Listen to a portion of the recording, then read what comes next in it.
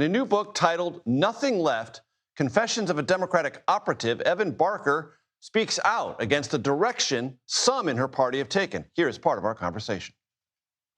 So the book has a then and then quality. Then, the first then, progressive Democratic fundraiser, then 2024 Trump voter. I'm curious about the now, Evan. How do you look at politics now? You know, at this point, I would identify my political affiliation as just being an independent. There are some issues that I probably still lean a little bit to the left on, such as healthcare. But when it comes to immigration and a lot of social issues, I'm definitely more to the right now. And I think that I actually represent what many Americans feel in this country. And in the book, you write about how motherhood affected you in looking at some issues in a different way. Walk my audience through that. Yeah, so I saw inside the progressive movement a lot of demonization towards men, especially. It was almost like a daily occurrence at some point in time to just hear like a bashing of men. And I had my son, and I realized, like, I have this little precious innocent boy, and everyone loves him now, but what happens when he grows up? And then there was also the fact that I started paying attention more to the messages that were in children's books and in children's spaces, particularly around gender identity. And my eyes really opened to that issue as well. And I think it made me a little bit more conservative.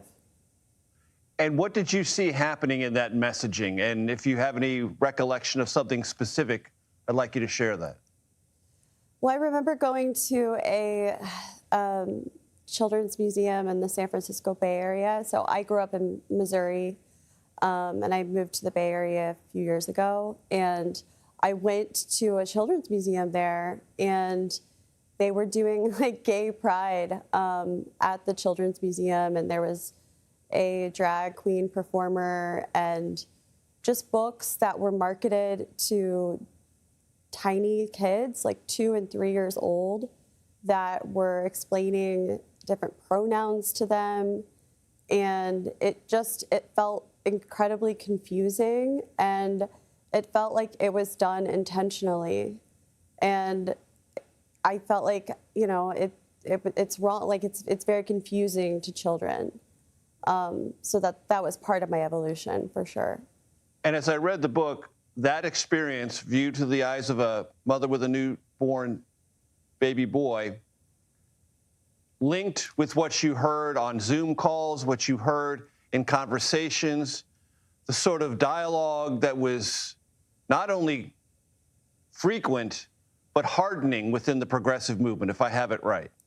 It was constant. It was like a daily bashing. You know, even men had to participate in it, even though oftentimes they would confide to me privately that they didn't really like the rhetoric, but they would be forced to sort of perform and virtue signal on these calls as a self-protection mechanism to be able to keep their jobs.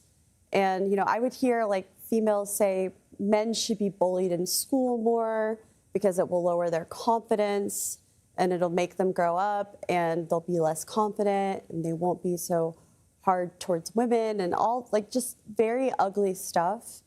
And it really, my perspective shifted so much when I became a mom.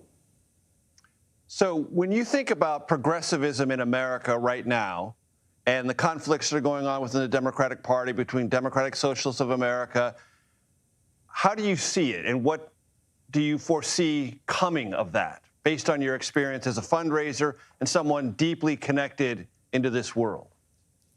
It's not surprising to me at all that the DSA wing of the party is rising so rapidly right now. You know, I started working in the movement back in 2018, and back then people were pretty disorganized. They weren't very professionalized. They didn't know how to work with outside money. And now all of that has changed. They have a decade of experience. They've recruited their own donors. They're very professional. They're almost just as professional as the establishment, to be honest. In many ways, I think are becoming the new establishment of the Democratic Party. But I think it's a disastrous path for Democrats. I don't see them being able to compete in national elections and being able to win over people like my family in the Midwest if they're championing policies like abolishing ICE and defund the police. And I just saw yesterday that James Tallarico is now running on reparations in Texas, which is another 80-20 issue. And I think that they're going down a bad path. And it's like they did not learn the lessons from 2024. You can listen to my full conversation with Evan Barker on your favorite podcast platform.